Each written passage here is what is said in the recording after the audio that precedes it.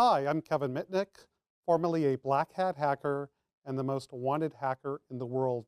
Today I'm a white hat hacker, so I help organizations like yours stay secure and help your employees have better security hygiene. So what's the number one threat to your organization today? It's ransomware. What exactly is ransomware? It's malicious software that once it gets into your environment, it scrambles or encrypts all your files so you no longer have access to it. So how do the bad guys get ransomware into your network? The number one way is through spear phishing. That's where the bad guy sends malicious emails to your employees, and if they click on a link, open up an attachment, it infects their computer with ransomware and scrambles all their files and even the files that are on network shares. So the threat of ransomware is actually evolving into what I call Ransomcloud. And this is how the bad guy deploys ransomware into your cloud services like Office 365. So over here on the right, I have a Windows 10 laptop that's all up to date with the security patches. It's running the latest antivirus definitions. This is the typical laptop that might be in your environment. And we're also logged into Office 365, as you could see. And you could see that my emails are pretty much normal, what you might see.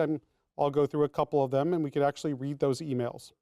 Over here, I have the hacker console. You see it's logged into an application called Sapo.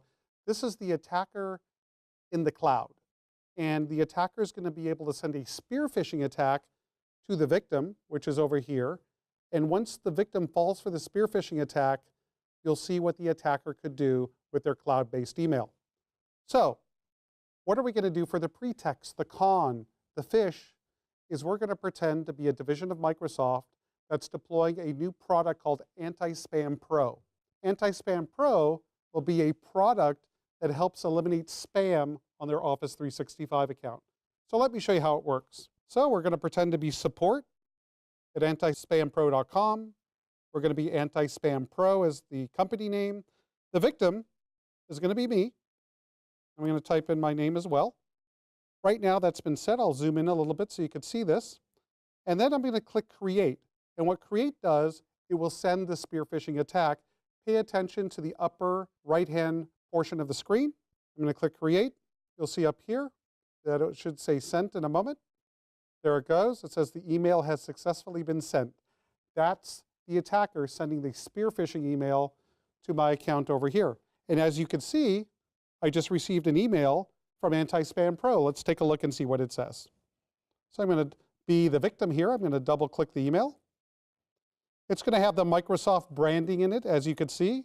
And basically it's a message that says, as a part of our effort to improve the experience of all our customers and to eliminate spam-based email, we're offering you to enable the service.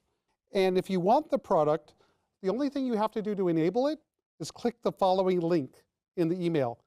Just click the link. So let's go ahead and do it. It's going to ask me to, re-authenticate, which is normal. And then what it asks me to do, it asks for permissions because Anti-Spam Pro needs permissions to eliminate spam. And what an ordinary user will take a look at it and says, yeah, this sounds normal that they need to look at your email, they need to read your email, they need full access and this sort of thing. And as soon as the victim accepts those permissions, it's game over. And now we go to the attacker computer and we're going to refresh and we're going to enable certain functionalities. So this web application is actually in the cloud. This victim could be any company located on any part of the planet. It doesn't matter. So what functions do we have here? If we look at the bottom here, what we could do is we could view the victim's contacts of this person here. I could view their emails. I could send email as them and a few other things which I'll get to in a moment. So let's go ahead and view the emails. Let me zoom out. We'll view emails. What does view emails mean? What I'm doing is I'm viewing the emails of the victim that clicked on the spear phishing link, so I have complete access to their emails. What else I could do is I could actually send email as them. So I could send email to their colleagues, to their business partners, to their family or friends, and use the same spear phishing attack to attack them. But what's the most scariest of them all is Ransomcloud. What Ransomcloud is going to do is, in real time, as you'll see, infect the victim's emails, actually encrypt them so the user no longer has access. So let's go ahead and enable Ransomcloud. I'm going to click Enable Ransomcloud. And you see in real time it says infected, infected, infected, infected. What the attacker is doing is actually encrypting all the emails in this account so the victim no longer has access. What we do see is the subject line. Why do the attackers leave the subject line? Is so the victim knows what emails they can't access. So if we take a look over here, we'll scroll up, and you see an email that says, your emails have been encrypted. If you ever get that type of message, you're going to have a very bad day. So let's take a look at the message. I'm going to double click the email, and I get this scary message. This is what exactly a ransomware attack looks like. We have a message that says your emails have been encrypted. It explains that your attachments have been encrypted as well, and you will no longer have access to it unless you send $300 of Bitcoin, which is a cryptocurrency, to this Bitcoin address, which belongs to the criminal, the bad guy. So unless you pay the ransom, you'll no longer have access to your email. A pretty scary thing. So what can you actually do about this type of attack? I strongly recommend that you consider a managed service provider. These are the individuals that are trained to help you remediate and recover from this attack without reinfecting your environment. What traits of a managed service provider should you look for?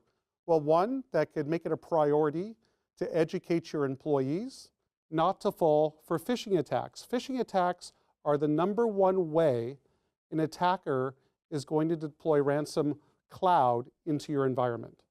Also to deploy defensive technologies like EDRs, which are endpoint detection and response tools to detect malware such as ransomware.